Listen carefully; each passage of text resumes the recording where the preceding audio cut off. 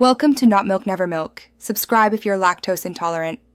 In this video, I will explain how to use React.js in WordPress. First, ensure you have a WordPress development environment ready. You'll need a local server and a fresh WordPress installation.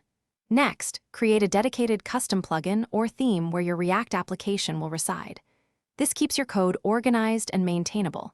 Then, install Node.js and npm, which are essential for managing React's dependencies. Finally, initialize your React project within that plugin or theme folder, perhaps using Create React App for a quick start. Once your React project is set up, the next step is embedding it into WordPress.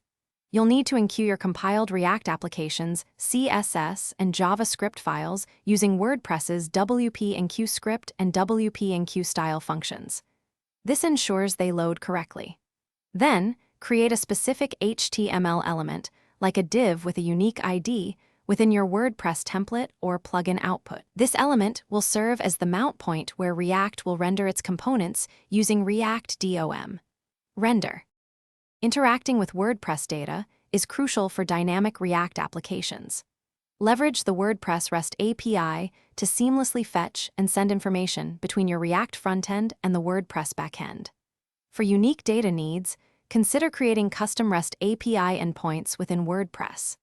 Remember to implement robust security measures, like using nonces, for all API requests originating from your React application. Efficiently manage the state within your React app to handle the data retrieved from WordPress, ensuring a smooth user experience. For deployment, optimize your React build for production by minifying code and enabling tree shaking, which significantly reduces file sizes. Consider using a content delivery network, or CDN, to serve your React assets, drastically improving loading times for users worldwide. Implement thorough error handling and logging across both your React application and WordPress codebase to quickly identify and resolve issues. Finally, regularly update both React and WordPress to ensure you benefit from the latest security patches and performance enhancements. Thanks for watching. If this was helpful, leave a like and consider subscribing. See you next time.